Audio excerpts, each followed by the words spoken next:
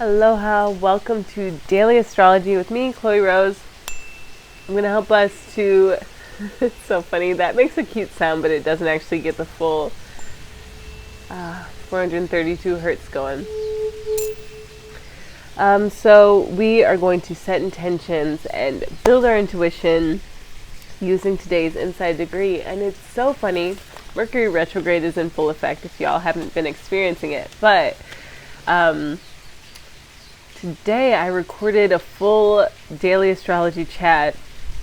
The uploads was a little weird, and then I was like, let me see what degree the moon is at currently. And I hadn't refreshed my browser page, so I was going off of 5 days ago, that astrology. So I'm back re-recording, and not only does that set me a reminder, but it's first and foremost, before we start this episode of today's astrology, just know that right now with Saturn in Pisces and Pluto in Aquarius, Black Moon Lilith, so our emotional vortex, and the Moon in Virgo are really testing us to see if we are doing things for whatever external validation that the world can give us, or if we really love what we do, if we're really sincere about this walk that we're walking. Because several things that I'm glowing up on right now, they would not have occurred if I was in a box, if I was trying to fit in, if I wanted people to like me more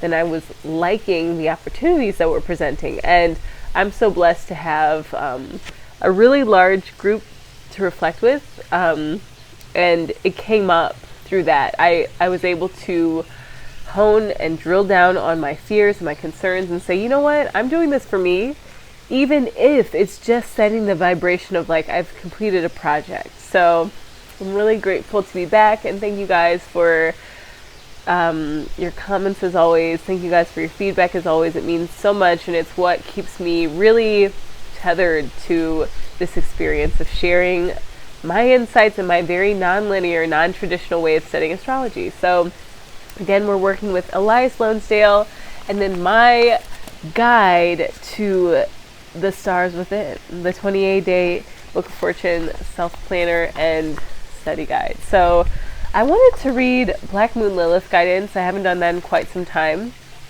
So seeing that Leo represents the 5th house traditionally, this is the affirmation. I'm free to express my taboo outlook. My heart's freedom drives my creative expression, and this connects me to the divine. And then for Sunday today, the sun is at 10 degrees Taurus, not 5 degrees, 10 degrees. So we have moved from the mercurial, communicative, getting data, getting information, getting intel, to manifesting. So if you want to even look back 5 days ago to see what was getting that level of your attention, and how has it shifted into the presentation that you're going to give to the world? How have you upgraded your values since last year to not only share very sincere parts of yourself, but you might even take the same actions, but you're a completely transformed person. Like this hat, I wore it a lot, but I was looking at my hair today, and it's just the texture of my hair has dynamically changed so much. I've been plant-based now for close to 8 months, and it's my whole body's gone through a lot of detoxing, a lot of really beautiful changes that I'm so happy about, and I'm learning so much more each day about these beautiful plants that govern a lot of our food source, a lot of our food supply. And if it's not your food supply, it's the food of the animals that you're eating. So be grateful for this Mother Earth that we've got. I believe that Earth Day goes throughout the entirety of Taurus season, so let's stay grounded and anchored to this beautiful planet. So for Sunday, the affirmation is, I am blessed to honor myself, my senses, and those in my heart. So right now we have Mercury in Taurus, the Sun in Taurus, we've got Uranus in Taurus, North Node in Taurus, and there might be something else. The moon shifted out of Taurus, so we have a stellium going on. And with Pluto in Aquarius, for the moment, we are channeling so much more than just the 5 senses. Rudolf Steiner believes that there are 12. And I also believe that all of the clairaudience, clairsentience, anything that you can really wrap your head around as far as perception, these are welcome means to gaining information just so that you can have a more fluid experience of being alive. And I was reading today in my book Bel Canto that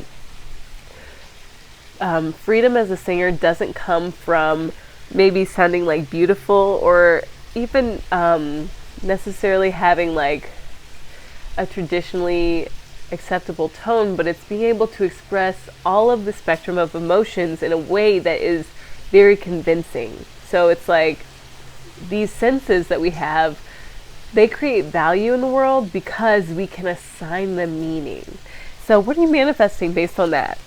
The moon in Virgo is at 15 degrees, so we are in the second decade of the moon in Virgo. So tomorrow it's going to shift into Libra, and we're going to see a culmination of our experience as a feeling living being, and we're going to see a lot of the invalidatable becoming validated just because of our willingness to believe, our willingness to persevere, our willingness to do as we would like done to ourselves. Not so there was the parallel mentioned by the peace dealer of do unto others as you would have them do unto you, or don't do anything to someone else that you would not like done to yourself.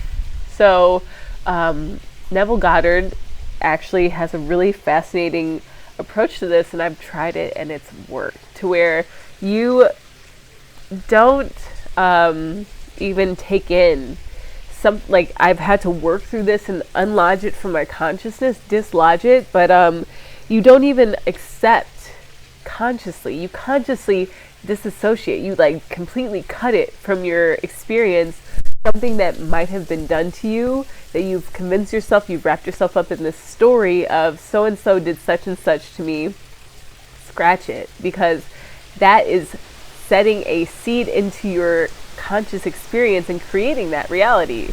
And what Neville Goddard has said is to pretend that they don't say it and actually recreate with your senses, the senses beyond the five senses, taste, touch, sense, sight, smell, and picture this experience of so-and-so doing such and such, but they do what you would like for them to do. And I've had this happen. It's happened more than one time, to where I was like, oh, this was such a horrible, hard, insensitive moment from blah, blah, blah, and then I shift it. I'm like, actually, that never happened. And the purpose of this isn't to give people multiple chances, because, you know, if someone hurts you once, they're going to do it again, probably.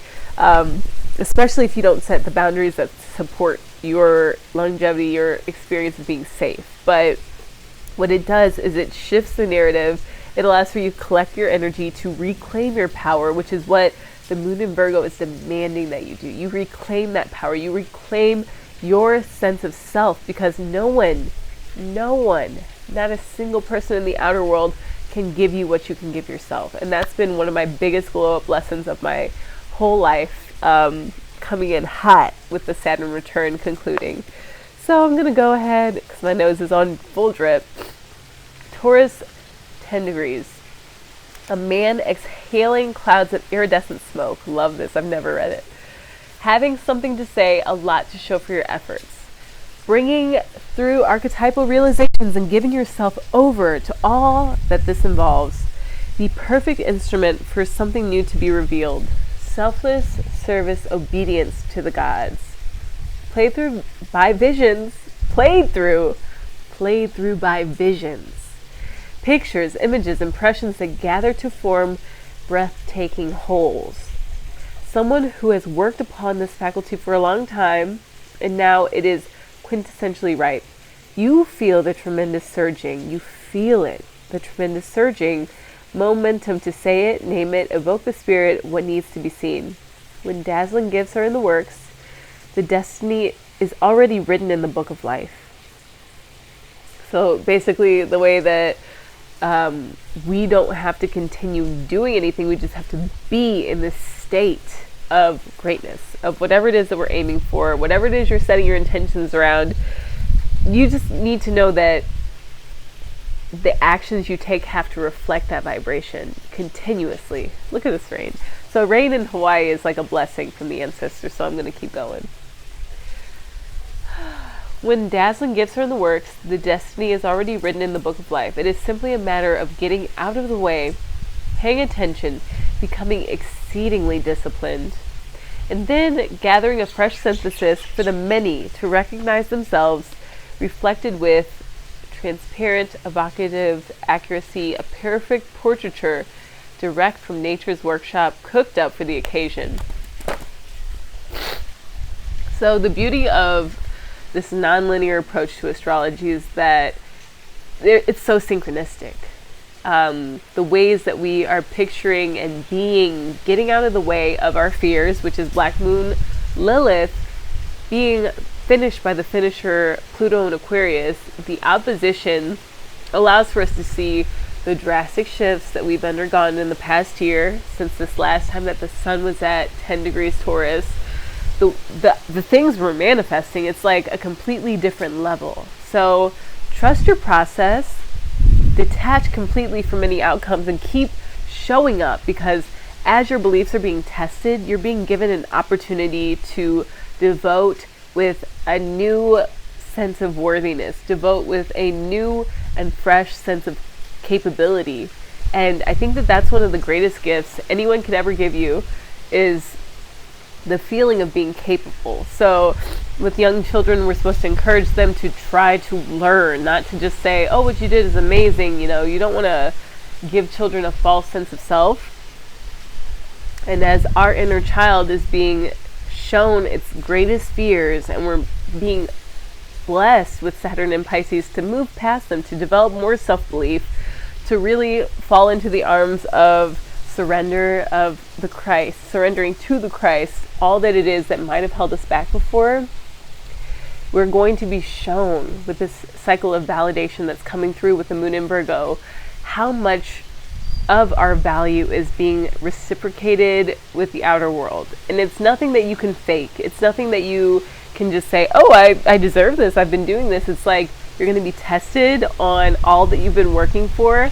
And once you come through with the devotion, with the self-belief, with the innocence of that inner child, that inner you that always wanted to do such and such, and now you're no longer allowing for people to take your power away. You are out picturing your reality. You're showing that you're really invested. You're not just surface level invested. You're like here for the long haul.